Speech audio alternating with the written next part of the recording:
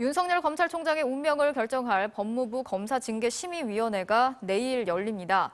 두 차례 연기가 되는 등 우여곡절 끝에 진행이 되는 건데요. 인권사법팀 윤수환 기자와 함께 자세히 전망해 보겠습니다. 자, 윤 기자, 일단 내일 윤 총장이 출석을 한다고 합니까? 네, 안 그래도 윤석열 총장의 참석 여부를 두고 조금 전까지도 관심이 집중됐는데요. 예. 오후엔 입장을 내겠다던 윤 총장 측은 좀 더 고민이 필요한지 내일 아침에 결정하겠다고 했습니다. 현 상황에선 징계 절차에 대한 일종의 항의 표시로 불참할 거란 전망이 우세합니다. 법무부 감찰을 총괄하는 감찰관이 아예 배제된 채 조사가 진행됐고 해명 기회조차 제대로 보장받지 못하는 등 법무부가 규정을 어긴 채 징계위를 강행했다는 거죠.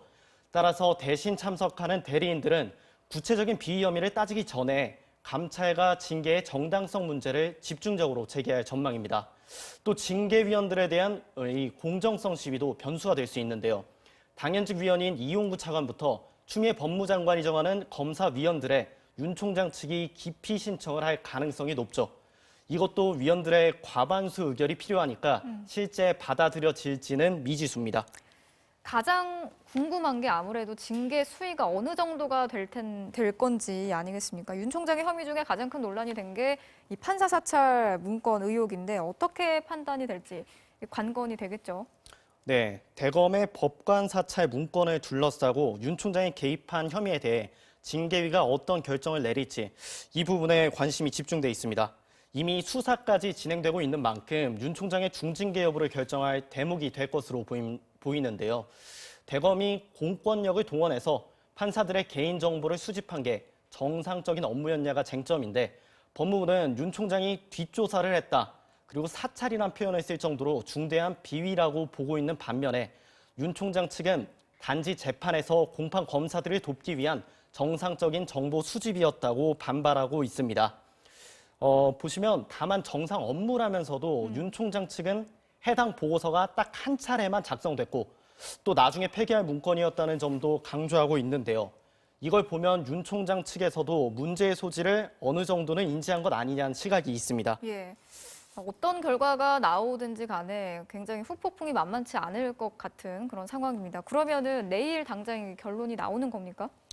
일단 윤 총장 측은 내일 징계위에 이성윤 중앙지검장 등 7명의 증인으로 신청했습니다. 이게 뭐 다 받아들여질지는 알 수 없지만 정당성 논란을 이제 의식한 징계위가 이들 상당수를 증인으로 채택하면 사실상 하루 안에 결론이 날지는 불투명합니다. 어쨌든 징계위가 법조계 안팎의 관측대로 정직이나 면직 해임 등 중징계 결정을 내리면 집행은 이제 대통령의 몫입니다.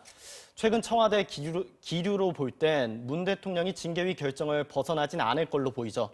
이후 윤 총장 측은 다시 본격적인 법적 대응에 들어갈 겁니다. 징계 효력을 멈추기 위한 집행 정지 신청부터 처분 자체를 취소하는 행정 소송도 낼 거고요.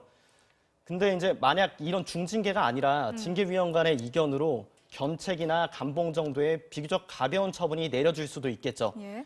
이럴 경우 추 장관은 물론 여권 전체가 만만치 않은 역풍에 휩싸일 게 불가피할 텐데요. 변수가 많아 내일 당장 결론이 날지는 예단이 어렵지만요. 여권의 검찰개혁 드라이브에 내일이 중대 고비가 될 건 분명해 보입니다. 네, 결과를 지켜봐야겠습니다. 여기까지 듣겠습니다. 지금까지 인권사법팀 윤수환 기자였습니다.